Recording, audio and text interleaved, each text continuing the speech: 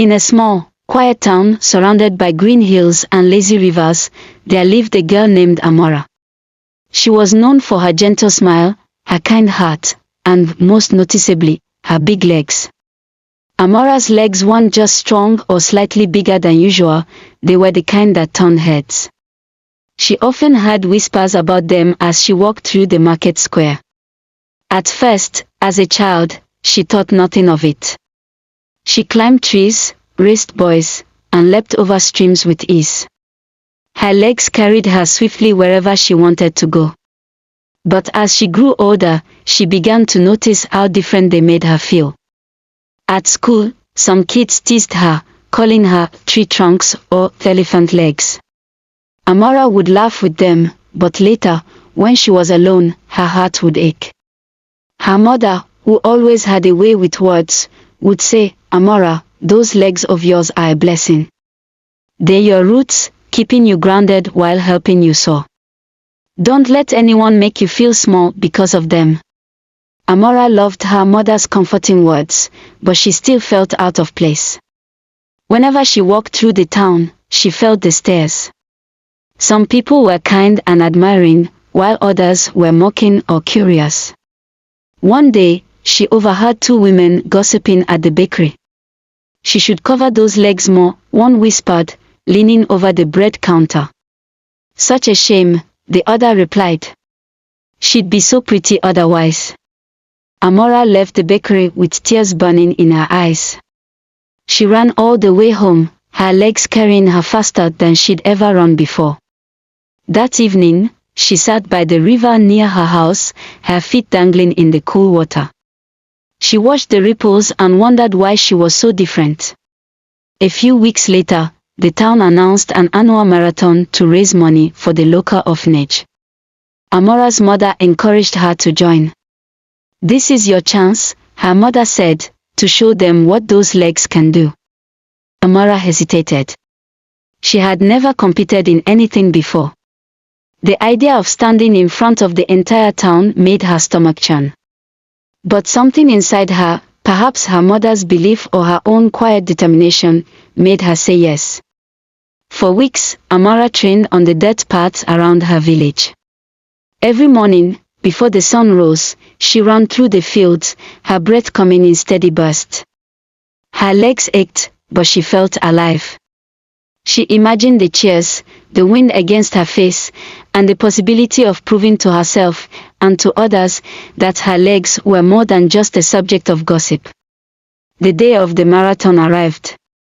The entire town gathered at the starting line. Amora felt the weight of their eyes on her, but she stood tall.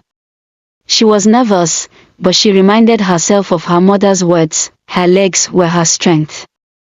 The race began, and Amora ran like the wind. The other runners fell behind, one by one. Her legs, strong and steady, carried her up hills and through the winding roads. She could hear the cheers as she neared the finish line. "Go, Amora. You can do it." She crossed the line far ahead of everyone else. The crowd erupted in applause.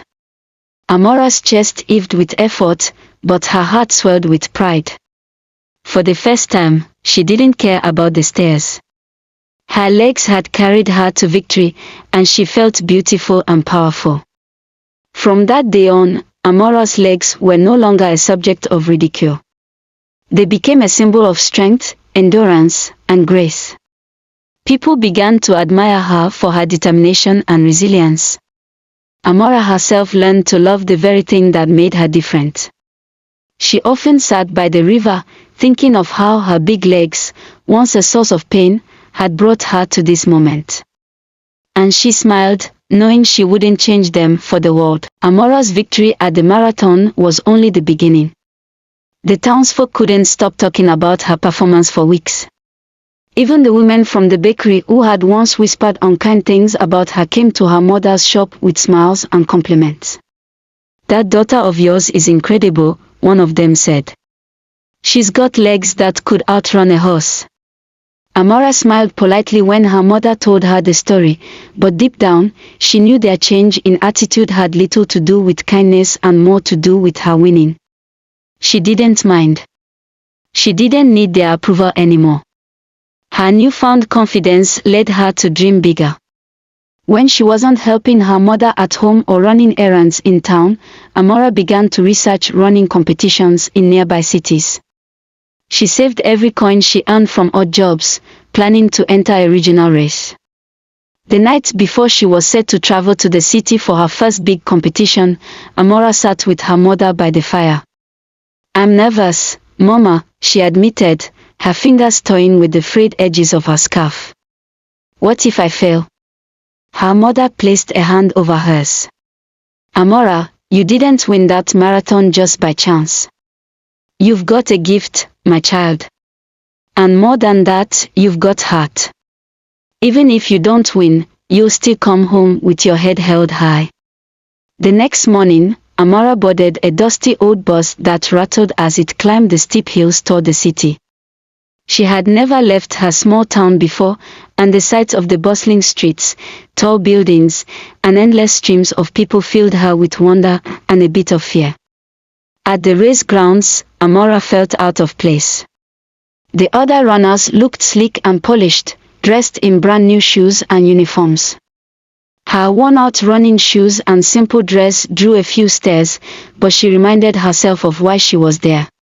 She thought of her mother's words, her countless mornings of training, and the way the wind felt against her face when she ran. When the race began, Amora poured every ounce of strength into her legs. The course was harder than anything she'd faced back home, with steep inclines and sharp turns. Halfway through, her muscles burned, and doubt crept in. She saw other runners overtaking her, their strides smooth and confident. But then she remembered the river near her house, the laughter of children cheering her on in her first marathon, and her mother's voice, "Your legs are your roots. Stay grounded." With a deep breath, Amora pushed harder. She didn't win first place, but she crossed the finish line in the top 5, earning a medal and a loud round of applause. For her, it was more than enough. She had proven to herself that she could rise to the challenge. One of the race organizers approached her afterward. "You've got natural talent," he said. "With proper training, you could go far. Ever thought about running professionally?" Amora was stunned. The idea of becoming a professional runner had never crossed her mind, but the seed was planted. In the months that followed, Amora received support from unexpected places. The townsfolk helped her raise money for new running shoes and travel expenses. Her story inspired many, especially the children, who began calling her the girl with the golden legs. Years later, Amora became a champion runner, competing in national and even international races. She traveled to places she had once only dreamed of, always carrying with her the lessons from her small town. Her legs, once a source of insecurity, became her greatest asset, a symbol of perseverance and self-love. Whenever she returned home, Amora made it a point to visit the riverbank where she had once cried and questioned her worth. Sitting on the grass, watching the water flow, she would whisper softly to herself, "These legs were made for more than walking. They were made to take me everywhere I want to go." And so, they did. As Amora's reputation grew, so did the expectations placed upon her. Her victories were celebrated across the nation, and she became a symbol of hope for young girls who felt out of place in their own bodies. Amora loved meeting fans, especially children, who often asked her how she had the strength to believe in herself. "I didn't always," she would say honestly. "But I learned that what makes us different is what makes us strong. You just have to take that first step forward." Despite her success, Amora stayed humble. She always remembered her small town, her mother's warm encouragement, and the river that had once been her sanctuary. She made sure to visit home regularly, where she would share stories of her adventures with the children in the village, sitting under the shade of the big baobab tree. One summer, as she was preparing for the biggest race of her career, the international championships, Amora received news that her mother had fallen ill. She immediately returned home, leaving her training behind. Sitting by her mother's bedside, Amora held her hand tightly, feeling a wave of guilt for all the time she had spent away. Her mother smiled weakly but warmly. "Don't you dare feel bad for chasing your dreams, Amora. I've never been prouder of you." Amora stayed with her mother for weeks, nursing her back to health. During this time, she found herself returning to the riverbank more often, reflecting on her journey. She realized that while running had given her a life she never imagined, her real strength came from the love and support of her family and community. When her mother recovered, Amora returned to her training with renewed determination. At the championships, she stood among the best runners in the world. The stadium was packed with cheering fans, and the air buzzed with excitement. As she crouched at the starting line, she closed her eyes and took a deep breath, picturing the dirt paths of her hometown, the laughter of the children, and her mother's reassuring voice. The race began, and Amora pushed herself harder than ever before. Each stride felt like a tribute to the people who had believed in her, the girl she had once been, and the journey that had brought her here. She didn't just run that day, she flew. When she crossed the finish line first, the stadium erupted into a roar of applause. Amora stood on the podium, gold medal around her neck, tears streaming down her face. She thought of her mother, who was watching from home, and the little girl she once was, the one who had hidden her legs beneath long skirts, afraid of being seen. During the press conference, a journalist asked her what kept her grounded despite her success. Amora smiled, her eyes glistening. "My legs," she said simply. "They remind me of where I've been and where I'm going. They are my roots, and they'll always lead me home." Years later, when Amora retired from professional running, she returned to her village and opened a running school for young girls. She wanted them to know that strength came in all shapes and sizes and that their differences were their greatest gifts. On the opening day, as she stood before a group of excited children, she shared the words her mother had once told her: "Your legs, your roots, will keep you grounded, but they'll also help you soar. Never forget that." And so, Amora's legacy lived on, not just as a champion runner, but as a woman who taught the world to embrace their uniqueness and run boldly toward their dreams. Amora's running school flourished, becoming more than just a place to train young athletes. It became a hub of inspiration and growth for children from all walks of life. Some came to learn to run, others came to find their confidence, just as Amora had years ago. The school's motto, painted in bold letters on the wall, read, "Your roots make you strong, and your wings will make you fly." Amora poured her heart into every child who came through the doors. She shared her struggles and victories, not as a perfect champion, but as someone who had learned to turn her insecurities into strength. She often told her students, running isn't just about speed. It's about endurance, resilience, and finding the courage to take that first step over and over again. One of her students, a shy girl named Lila, reminded Amora of herself. Lila had a pronounced limp and often sat at the back of the group, hesitant to join in. She avoided eye contact and rarely spoke. Amora noticed her reluctance and made it a point to encourage her gently. One day, as the other children raced ahead, Amora walked beside Lila on the track. "Do you know why I started running?" Amora asked. Lila shook her head. "I started because I wanted to escape," Amora said. "I thought running would take me away from my problems. But what I learned is that running doesn't take you away, it brings you closer to who you really are." Lila looked up at Amora, her eyes curious. "But what if I'm too slow?" she whispered. Amora knelt down, meeting Lila's gaze. "It's not about how fast you go.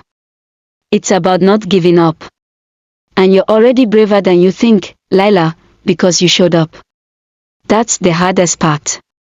From that day on, Lila began to try. She didn't win races, but her smile grew brighter, and her confidence blossomed with every lap she completed. Amora celebrated her small victories as much as she celebrated the wins of her fastest students. As the years went by, Amora's school gained national attention. Former students competed in prestigious races, and many credited Amora's belief in them as the reason for their success. Amora, however, remained humble, always redirecting the praise to her students' hard work and determination. But Amora's greatest joy wasn't in the accolades or recognition, it was in the transformations she witnessed. She saw children like Lila grow into strong, confident individuals who no longer saw their differences as weaknesses. One day, while sitting by the river that had always been her place of reflection, Amora noticed a group of children running along the bank. Their laughter filled the air as they raced each other, carefree and full of life. Among them was Lila, now older and running without hesitation. Her limp was still there, but it no longer defined her. She ran with joy, her arms outstretched like wings, as if she were ready to take flight. Amora's heart swelled with pride. She realized that her journey had come full circle. The river that had once been her refuge was now a place of celebration for so many others. As the sun dipped below the horizon, casting a golden glow over the water, Amora whispered to herself, "This is what it's all about, not just running, but lifting others so they can find their own strength." And with that thought, Amora stood up, her legs, her roots, carrying her home once again, ready to continue nurturing the dreams of those who dared to take their first step. As the years passed, Amora's impact reached far beyond her village and even beyond her country. Stories of her journey inspired countless people who had never met her but felt a connection to her struggles and triumphs. People began visiting her school from distant towns and cities, some bringing their children, others just seeking a moment to speak with her. Amora never turned anyone away. One afternoon, a young journalist arrived at the school. Her name was Kemi, and she had traveled from the city to write an article about Amora's life. Kemi spent the day shadowing Amora, watching how she coached her students, encouraged them, and made each child feel seen. As the sun set, painting the sky in shades of orange and pink, Kemi and Amora sat on a wooden bench near the track. "Amora," Kemi began, flipping open her notebook, "you've changed so many lives. But I want to know, what's next for you? Do you have a dream you haven't achieved yet?" Amora smiled thoughtfully, gazing at the horizon. "You know, I've always believed that dreams don't have to stop. They just grow with you. For years, my dream was to run, to prove to myself and others that I was more than what they saw. Then my dream became helping others see their own strength. Now," she paused, her smile widening. "Now, I dream of a world where every child, no matter where they come from, believes they are capable of greatness." Kemi's pen paused on the paper. "That's a big dream," she said softly. "It is," Amora agreed. "But I've learned that the biggest dreams are the ones worth chasing." The article, titled "Roots and Wings: The Legacy of Amora," became a sensation, drawing more attention to her school. Donations poured in, and Amora used the funds to expand her facilities and offer scholarships to underprivileged children. She also began hosting annual running camps, where young athletes from all over the country could train, learn, and grow together. One year, during one of these camps, Amora received an invitation to speak at an international conference on youth empowerment. The event was to be held in a sprawling city she had only ever read about, New York. Though she was nervous about traveling so far, Amora accepted. She knew this was an opportunity to share her story with the world and, perhaps, inspire more people to believe in themselves. When the day of the conference arrived, Amora stood on a grand stage in front of thousands of people. The bright lights made her momentarily forget the crowd as she took a deep breath. "Good evening," she began, her voice steady and calm. "My name is Amora, and I am a runner. But not just in the literal sense. I've been running toward myself my whole life, learning to embrace who I am, to use what makes me different as my strength. She spoke about her childhood, the taunts she endured, and how she once saw her big legs as a burden. She described the first marathon, her victories, and the moment she realized that winning races wasn't her ultimate purpose. The greatest race I've ever run, she said, her voice filled with emotion, is the one to help others see their own potential. That is the finish line I will keep running toward.